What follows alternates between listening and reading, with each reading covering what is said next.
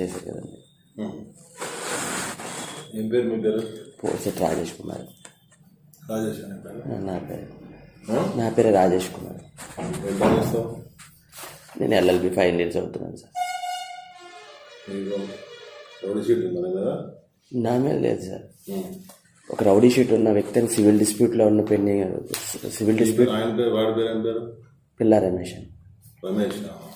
అందుకే రాజేష్ రమేష్ ఉంటుంది. సరే మాట్లాడతాను. ఎక్కడ ఉంటారు మీరు? ముమ్మడివరమే సార్. మేము ఉండేది మాది ముమ్మడివరమే. ముమ్మడివరమేనా? ఏం పని చేస్తారు? నేను ఎల్ఎల్బి ఫైనల్ ఇయర్ చదువుతున్నాను సార్ ఇప్పుడు. సరే నేను చూస్తాను, మాట్లాడతాను. సార్ మాట్లాడారు, చూస్తాను, తెప్పిస్తాను ఫైల్. ఇప్పుడు ఒక మీటింగ్ ఉంది, నేను వెళ్తున్నాను. ఎక్కడ? ముమ్మడివరంలో ఉంటాను. నేను ముమ్మడివరంలో ఉంటాను సార్. అంటే సూట్ పెండింగ్లో ఉంది సార్ ల్యాండ్. ఆ ల్యాండ్ మీద ఇతను ఒక ఫేక్ వీల్నామా ఒకటి సృష్టించుకుని పార్టీషన్ రిజిస్టర్ చేయించుకున్నాడు. ఇప్పుడు ఆల్రెడీ రిజిస్ట్రేషన్ ఏదైతే ఉందో అది లాస్ట్ టైం ఎవరో బ్రీఫ్ చేశారు కేసు ఫైల్ తెస్తే.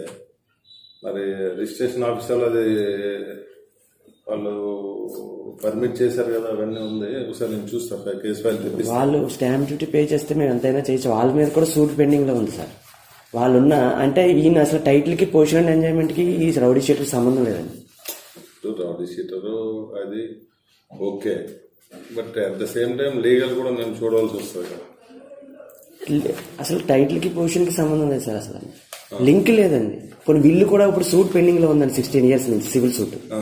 దాంట్లో కూడా ఈ వ్యక్తికి విల్లు ఉన్నట్టు ఎక్కడ లేదండి. అవతల వాళ్ళు కంటెస్ట్ చేస్తున్నారు. సరే చూడండి, వెరిఫై చేస్తాను. సార్ చెప్పారు నాకు. టైటిల్ ఓనర్స్ కూడా కంటెస్ట్ చేస్తారు. వాడి పేరు ఏం పేరు? పిల్లా రమేష్ అండి. 2015లో ఓపెన్ అయింది సార్. 524 అని షీట్ నెంబర్. మీ పేరు? రాజేష్ అండి. పోల్సెట్ రాజేష్ కుమార్. రాజేష్. వాడి పేరు రమేష్. నేను ఇతను రిజిస్ట్రేషన్ అవ్వక ముందు నుంచి కూడా నేను నవంబర్ నుంచి. ఎట్లా వచ్చింది ఇది ల్యాండ్? ఈ ల్యాండ్ మేము కొన్నాం సార్. మేము కొన్నాం. కలిసి నేను పిలిచి మాట్లాడతాను. మీవన్నీ తెప్పించి ఆ ఇన్స్పెక్టర్ వాళ్ళని పిలిచి ఏం పరిస్థితి నేను అడుగుతాను. చూద్దాం. సార్ చెప్పి కూర్చోండి. సార్ చెప్తారు, కూర్చోండి. రౌడీ షీట్ వాడి మీద ఉందా? అతని మీద. ఇద్దరు పేర్లు ఒకటే ఉన్నాయి, దగ్గర ఉన్నాయి సార్. నా పేరు పోల్సెట్ రాజేష్ కుమార్. మా ఫాదర్ డిస్ట్రిబ్యూట్లో చేసి జాబ్ చేశారండి. ఎంత ల్యాండ్ అది? 3 ఎకరాలు సార్. అది 10 కోట్ల ప్రాపర్టీ వరకు రియల్ ఎస్టేట్ చేస్తున్నారండి ఆ చుట్టుపక్కల ఉన్న వాళ్ళంతా. దాంతో ఎప్పటి నుంచో ఉంది సార్. దీని మీద అంత వేరే వాళ్ళకి అమ్మిస్తారని చెప్పి అన్నారు. ఎవరికి అమ్మిస్తారు? మా ఫాదర్ అమ్మితే ఏదైనా డాక్యుమెంట్ ఉండాలి కదా సార్.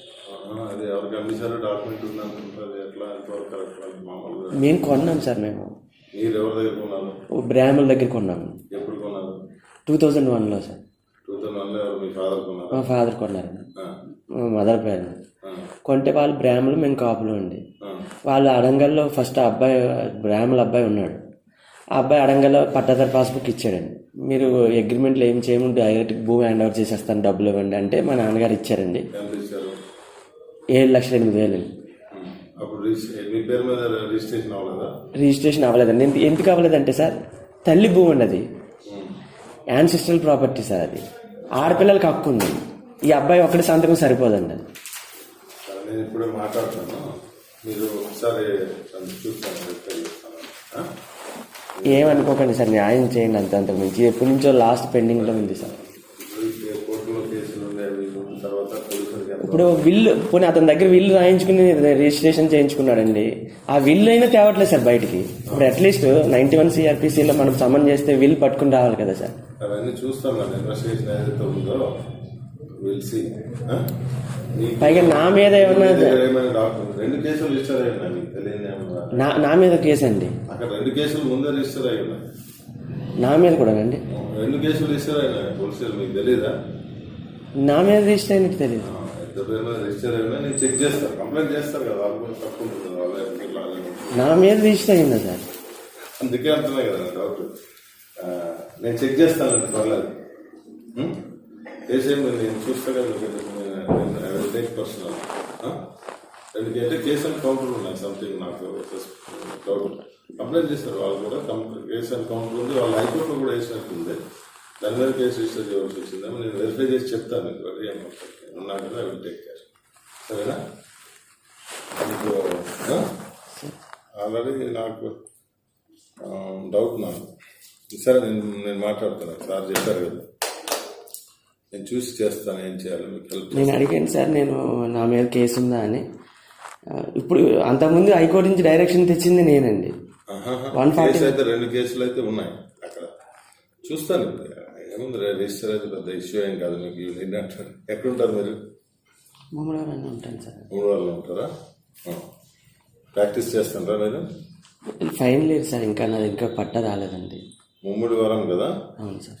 ఒక నిమిషం, నాకు డౌట్.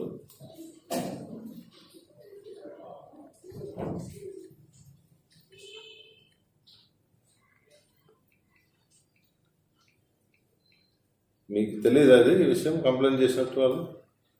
రిజిస్టర్ అయినట్టయితే నాకు తెలియదు సార్. కంప్లైంట్ చేస్తున్నారని అన్నారండి. కంప్లైంట్ చేస్తే మరి ఆటోమేటిక్గా రిజిస్టర్ చేస్తారు కదా, వన్ సైడ్ ఉండదు కదా పోలీసులో.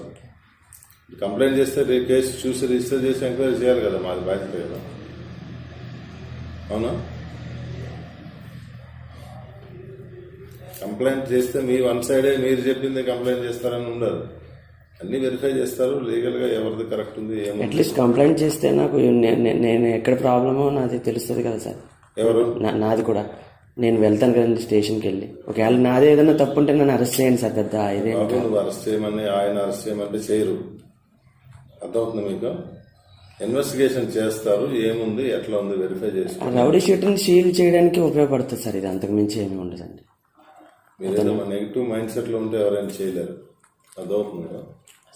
మీరు నెగిటివ్ మైండ్ సెట్లో ఉంటే అన్ని నాదే కరెక్ట్ అనుకుంటే చేయలేరు. అలా అనట్లేదు సార్. లీగల్ ఏముందో అది చేస్తారు. అర్థమవుతుంది కదా? లీగల్ ఏముందో అది చేస్తారు.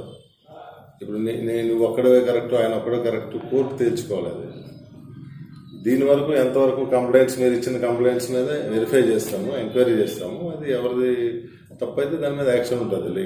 క్రిమినల్ వేరే, సివిల్ వేరే. నాకైతే ఎఫ్ఐఆర్ నెంబర్ కూడా తెలియదండి నా మీద కంప్లైంట్ రిజిస్టర్ అయినట్టు. అందుకే నేను మాట్లాడుతూ చూస్తున్నాను. మీరు క్లియర్ కదా, వన్ సైడ్ వాళ్ళ సీన్లు వీళ్ళ సీన్లు అది మీరు మైండ్ సెట్ నుంచి తీసిస్తే బాగుంటుంది.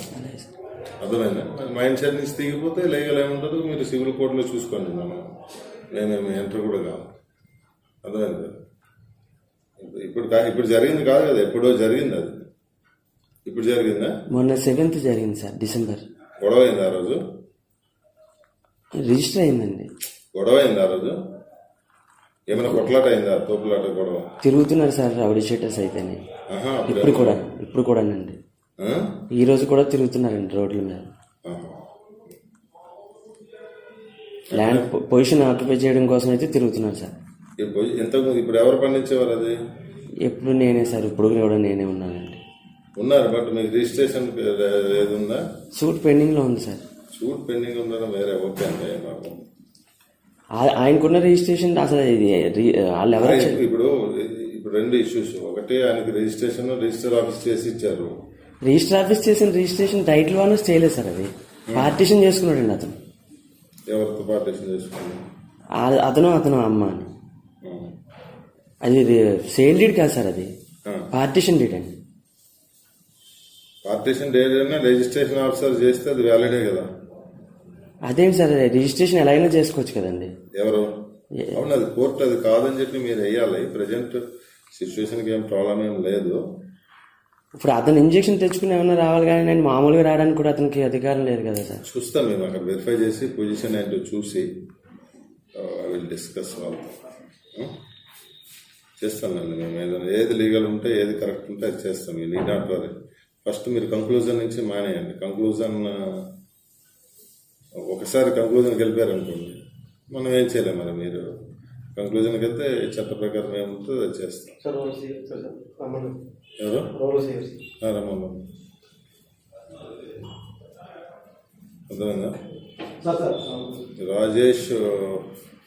మీ పేరు? రాజేష్ కుమార్ సార్. మీరు రాజేష్. వాడి పేరు, మీ ఎగ్నిస్ట్ పార్టీ పేరు? రమేష్ అండి. కూర్చోండి. పోదాం, బయలుదేరుకున్నాం. అయిపోయింది టైం. అదే 12:30 వెళ్ళిపోవాలి కదా. నేను ఆగిపోతాను సార్. వద్దు, మన సన్నగా అడిగారు అనుకున్నా. ఈ కేసు ఆయనకే ఇది కదా, మన డిఐజీ గారు ఎస్పీ గారే సార్. డిఐజీ గారు నువ్వు ఒక నిమిషం బయట